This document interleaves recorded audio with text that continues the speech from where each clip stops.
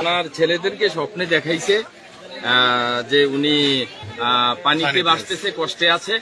তো আজকে তারা এখানে আসছে এবং মাটি খনন করছে, দেখছে যে ওনার লাশ দেখা যাচ্ছে, ওনার তাড়াতাড়ি উঠাইছে। উনি পুরো গ্রাম ছড়াই গেছে এবং ওনার খুবই সুগন্ধি ওনার দেহের মধ্যে, লাশের মধ্যে। এবং উনি করিম মুন্সি দীর্ঘদিন ইমামতি করেছেন। ওনার জীবদ্দশায় উনি সুন্নিয়তের খেদমত করেছেন, আহলে সুন্নাত ওয়াল জামাতের একজন ভক্ত ছিলেন, ববরপুরা দরবার শরীফের উনি খলিফা ছিলেন এবং শেরে গাজী আল্লামা আকবর আলী রিজভী সাহেব হুজুর কেবলার কাছে উনি বয়াত রাসূল গ্রহণ করেছেন এবং ওনার খুবই ভক্ত ছিলেন। ওনার ছেলে খলিলুর রহমান রেজভিও, খলিলুর রহমান মুন্সিও রেজভিয়া দরবার শরীফের একজন ভক্ত। তো আমরা এতটুকু আজকে 100% ক্লিয়ার হইতে পারলাম যে আমাদের সুন্নি জামাতের আলেমগণ এবং যেহেতু বলে যে আল্লাহর প্রিয় বান্দা যারা, ইমানদার ব্যক্তি যারা, তাদেরকে মাটিও ছোঁয় না। আজকে আমরা প্রমাণ পাইলাম এই বাজেহরা গ্রামে এসে, এই ময়নামতির বাজেহরা গ্রামে এই করিম মুন্সি রেজভী সাহেবের লাশ আজকে দেখে আমরা এতটুকু অনুপ্রাণিত হলাম যে হ্যাঁ, আল্লাহর খাস বন্দা হলে, ইমানদার ব্যক্তি হলে ইনশাল্লাহ মাটিও তাদেরকে ধরে না। উনি সর্বোচ্চ, আল্লাহ তার সর্বোচ্চ মাকাম দান করবে, এই আশাবাদ আমরা।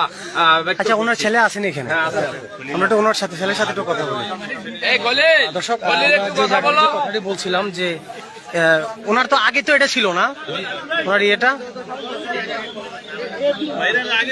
একটু কথা বলো, আচ্ছা, আগে কাজটা শেষ করেন। এটা তো আগের কবরস্থানটা তো এটাই ছিল।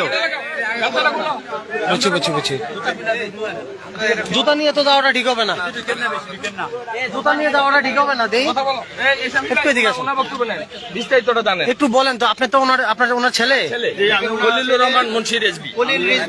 আমি মোহাম্মদ খলিলুর রহমান রেজভী। হ্যাঁ, আমার আব্বা এটা, ওনার মৌলভী মোহাম্মদ আব্দুল করিম মুন্সি, আর ওনার আব্বার নাম ছিল ওসমান আলী মুন্সি। মানে আপনার দাদার নাম? জি, আমার দাদার নাম। আচ্ছা, আপনার আব্বার নামটা আবার কোন? আমার আব্বার নাম মৌলভী আব্দুল করিম মুন্সি। জি। আর আমার দাদার নাম হচ্ছে ওসমান আলী মুন্সি। জি, আমরা মুন্সি গোষ্ঠী। আচ্ছা, একটু আমাদেরকে একটু বিষয়টা বলেন। উনি কবে দুনিয়া থেকে দুনিয়ার মায়া ত্যাগ করে গেছেন এবং আপনার ওনার এন্টেকাল করছে আজকে 10 মাস 15 দিনের মতন হয়। এন্তেকাল করছে মেঘবৃষ্টির কারণে। আমরা অনেকদিনে এটা নিয়ে একটু করতেছি, স্বপ্ন এবং কি বহুত কিছু আছে, আপনাদের কথাবার্তা এটি বলা যেত না। এখন আমরা আজকে ফোরাম দেখি ঘুরছি আর কি।